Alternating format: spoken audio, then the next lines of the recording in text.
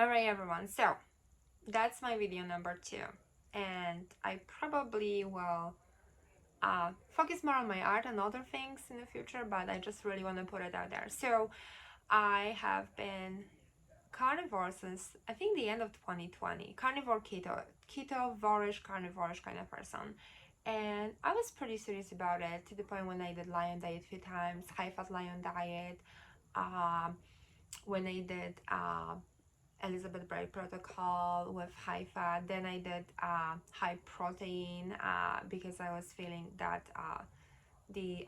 after doing the Elizabeth Bright protocol, I actually put on fat and I lost some muscles. My body composition went worse, so I added more protein. Also felt very, very hungry, so I added more protein. So I did that, and I started feeling worse and worse. And this was very, very surprising to me. So that's why I'm making this video. I actually, if you ask me, 3 weeks ago, I would say to you, carnivore diet is the most amazing diet, which I think still is, but it's also the healthiest diet, and you can do it for your lifetime. And you don't need carbs. I will tell you that you absolutely need zero carbs. There is no essential carbs. You don't need carbs. And honestly, I believe that. And at some point, I guess it became like that thing that I don't think about anymore. I just take it for as a matter of fact, that yeah, we don't need carbs because Dr. Barry said so, some other carnivores said so, that there is no essential carbs, we don't need carbs. So I was like, oh, okay, that's great. I don't really care for the carbs, I love meat, wonderful. Anyway, I started getting sicker and sicker, and this last year I've been trying different, tweak different things in my carnivore diet. I originally, when I was doing ketovorish, carnivore, lion, I still was a little dirty, like I was doing sweetener. I used to have a caffeine coffee before. That's like 2 years now, I guess. So, but I did like caffeine or then decaf coffee. But then there were times when I did absolutely strict. So, kind of this last year, I was very desperate. So, I did all the different protocols. I did a high fat carnivore diet. I did the lion diet when you just did beef and water. I did a high protein approach. I did fasting, I did no fasting, I did change different windows, and none of this was really working. I was getting sicker and sicker. And when I mean by getting sicker, let me give you my symptoms and I give you my lab work there. So my symptoms became majorly lightheaded again, especially when I wanted to work out. Uh, Not burning fat, working out, not putting muscles on. I put some, but not as much as I felt like I could. Um, what else was having? Very, very bad sleep. I would wake up at least once a night, and then I started waking up 2 or 3 times at night to go to the bathroom, which is like, wait, am I developing some kind of diabetes? Because that's what happens when people have diabetes. They wake up at night and multiple times and go to the bathroom. Uh, what else? Hungry all the time, which is so weird. And because carnivore diet is so nutrition dense, so much calories, and so much good stuff in it. And I was so hungry all the time. And I also felt like, even when I'm doing things, like I felt like it was kind of weird to describe it, but I felt like I'm suffocating from inside, like my muscles not getting the energy they're supposed to get. So it was kind of weird. um Emotionally, I started feeling super duper depressed because I felt like I'm having this most amazing diet and yet I'm not feeling healthy. And yes, my my autoimmune, felt under control, um which is good, but I had it under control on a low carb diet as well.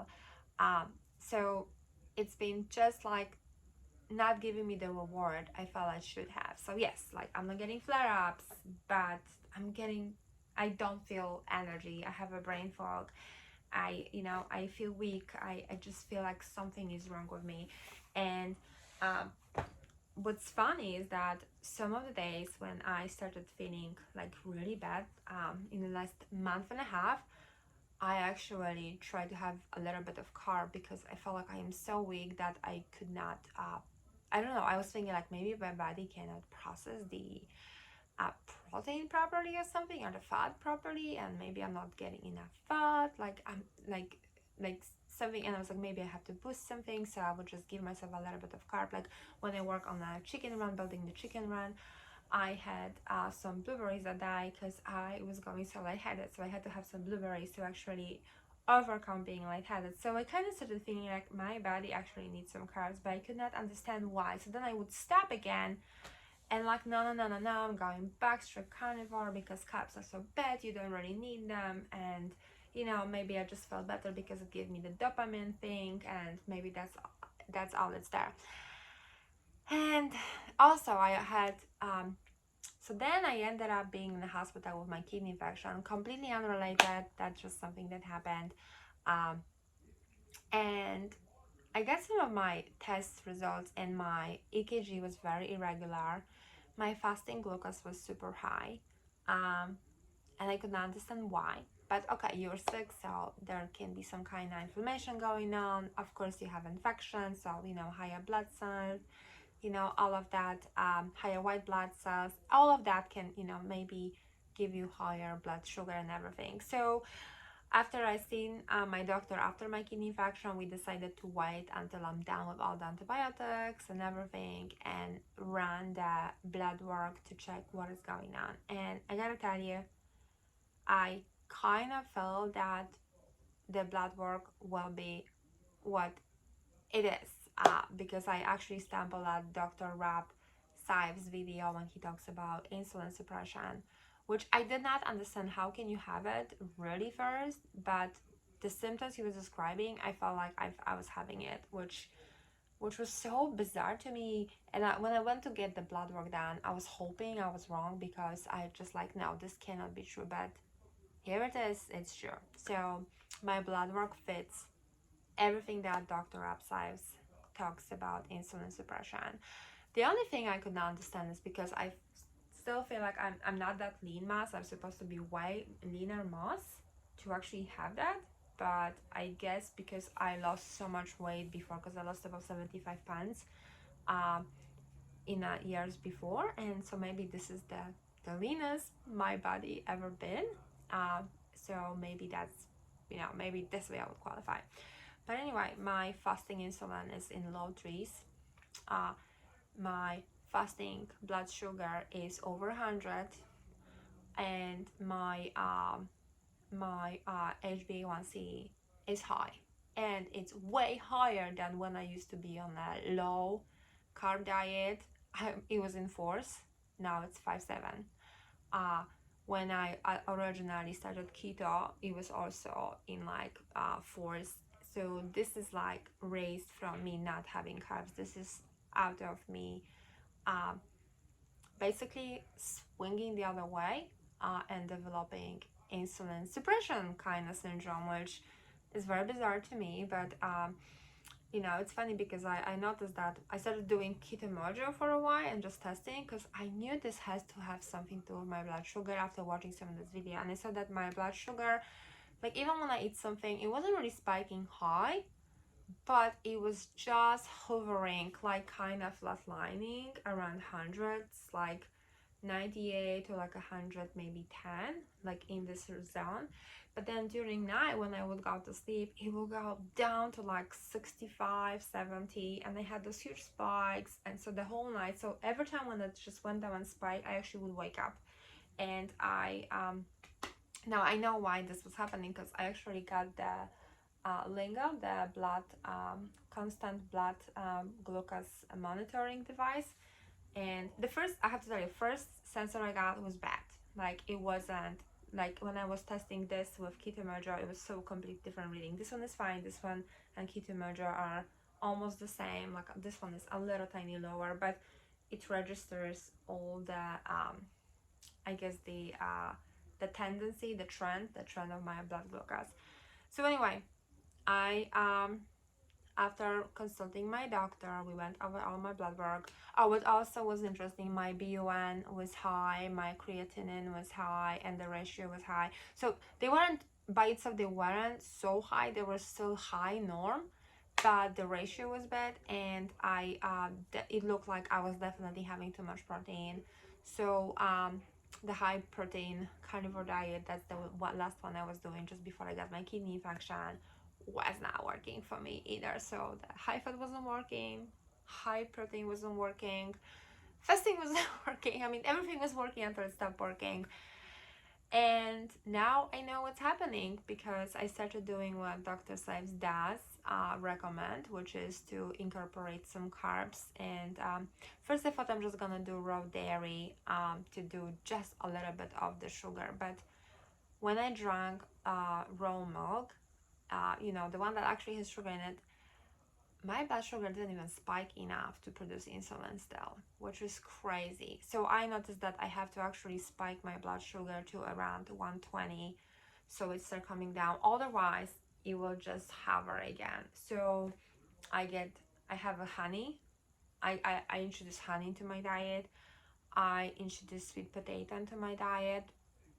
Some berries. I don't want to kind of go back to like eating lots of berries. But I love frozen blueberries, for example. So I had some frozen blueberries, and that's actually doesn't spike my blood sugar that much, but I noticed that goes down under it. I guess, I don't know, my body processing it the right way. I had a little bit of bread the other day because we were gassed, which I usually don't have it, but that also, I saw that I spiked it and then went right back down and stayed at like 89, which is wonderful. And I started having some carbs just before I work out, because now I did actually check when I work out without any carbs, like last week, my blood sugar would spike to like 112, 114 while I'm working out, and just stay out there. Like it didn't go down. So I guess my body was so fat deficient that I would just burn, you know, ketones. Because then when I check, I had my blood sugar high and ketones high, like 0.7, 0.5 ketones, while my blood sugar is high. So that's not good, right? So I started noticing that when I do some carbs, and oh, I had the banana the other day before I work out, and it was the best workout ever. I work out hard for 15, like actually it was like 20 minutes, very intensive, 20 pounds weight, and I feel like my muscles are actually getting what they need. So I started gaining muscle now, and I started losing fat, which is ridiculous because when I was on zero carb, carnivore, high fat or high protein, I was putting on fat. And now introducing some carbs helps me burn the fat, which is like, I feel like I have to rewire my brain again. I guess that the lesson from it for me is, even if something is considered not a diet but a lifestyle, you still have to be aware of how much it impacts how you're thinking, and that I guess you develop blind spots to things. And I think it was my blind spot to see how I became almost religious about how you don't need carbs, and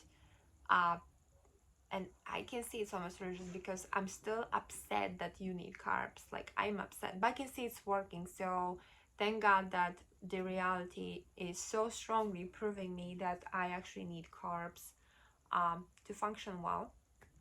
And so the reality is winning. My wishful thinking cannot win, right? It's the reality that's winning.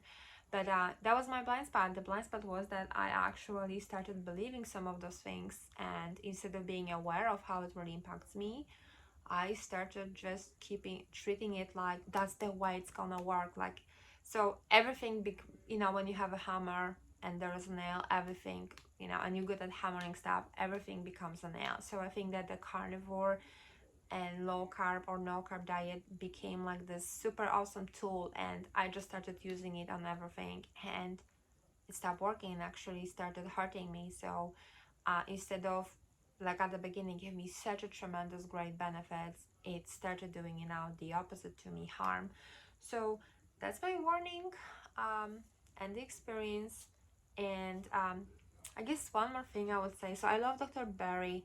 I read his books, I listen to him all the time, and I think that, you know, I really respect and love everything he says, and he has so much wisdom, and I just love how he walked away from, you know, treating patients the wrong way after he even saw it on himself, how, you know, the medicine was actually harmful. And how he changed, and he, you know, he's basically on a mission to pay back for all the harm he caused, you know, by believing all the lies he was taught in the medical school. um but so I love and respect him, but I think there is a difference, you know. That's why he's not seeing, because I remember I listened to his conversation with Dr. Rob Cywes, and I felt like he was asking very like questions that were directed at like specific answers he wanted to hear. And one of the ways I could see that he wants to know that carnivore is great for everyone, but there's just a small percent of people that this thing like the suppression of the insulin can happen. And Dr. Rapp was saying no, actually when you look at the blood work, it's more often than you would think. So I think the reason, like, I think this is my experience of it. I think lots of people who were originally practicing medicine and really working with the blood work and everything, now they become more of an influencer than doctors, and they are great. They're influencing people for the better, for good, for their health. But I think that they don't have people who are with them for 5-6 years doing the things, and they don't check their blood work, so they actually don't see all this progress that's happening. uh, Most people I know do carnivore for 1-2 years as a, you know, temporary thing to fix something, and it's either too hard, they don't stick to it. So maybe that's what's happening there, and that's why they don't see how often this suppression of insulin can happen. So if you are in a crowd of Dr. Barry or someone else's, and you're not feeling right, check your blood work, check your fasting insulin, check your HbA1c, check your fasting glucose, check your BUN, creatinine ratio, and creatinine BUN.